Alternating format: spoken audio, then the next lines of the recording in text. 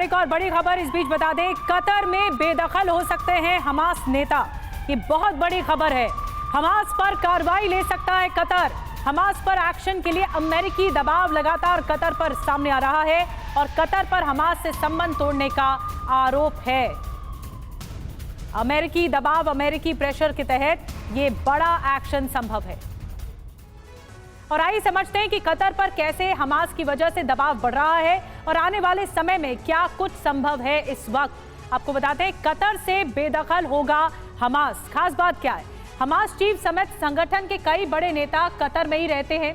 7 अक्टूबर के बाद जब हमला किया हमास ने, उसके बाद अमेरिका ने कतर से हमास को हटाने के लिए कह दिया है।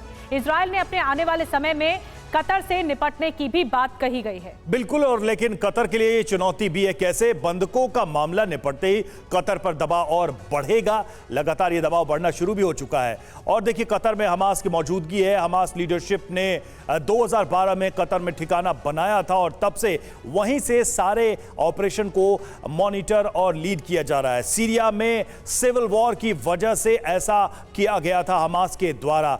कतर की इसमें रणनीति क्या हो सकती है? प्रॉक्सी हथियारबंद संगठनों के जरिए दुश्मन पड़ोसियों को परेशान करना, यह रणनीति रही होगी और इसी वजह से शरण दी गई होगी। लेकिन अब देखिए, कतर पर दबाव बढ़ता दिखाई दे रहा है। राजेश जी, आप कैसे देखते हैं कि जो कतर की रणनीति है, जिस हिसाब से वो आगे बढ़ रहा है, क्या वो दबाव इस दबाव के तहत, अमेरिकी दबाव के तहत कार्रवाई करेगा हमास पर? देखिए, कतर की जो रणनीति रही है, जो उनकी स्ट्रेटजी रही है, मेरे को तो समझ में नहीं आई। क्योंकि शुरू में वो एक leadership role as a spokes person Arab world के बनना चाहते थे, इसलिए उन्होंने अल जजीरा नेटवर्क को जन्म दिया।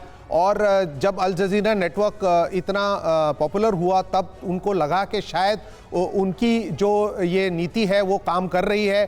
फिर उन्होंने मुस्लिम ब्रदरहुड को सहारा दिया और उससे उनको काफ़ी नुकसान हुआ, उनकी ये जो डिप्लोमेसी थी।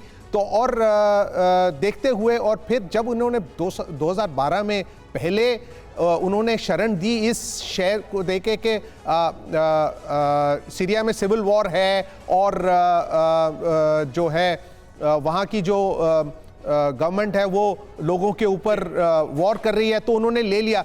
लेकिन अब उनको वापस कर देना चाहिए था इस समय से। मेरे ख्याल से ये जो उनकी नीति है कि उन्होंने हमास को इतनी देर तक शरण दे रखी है, ये उनके लिए कारगर साबित नहीं होगी और कुछ ना कुछ इसका खामियाजा तो उनको भुगतना पड़ेगा। ये स्थिति बिल्कुल कतर के एक तरीके से दुविधा में फंसने वाली है, क्योंकि मुस्लिम देशों के निशाने पर भी आ सकता अगर वो हमास के खिलाफ कोई कार्रवाई करता है, क्योंकि हमास को समर्थन भी कई इस्लामिक देशों ने दे रखा है।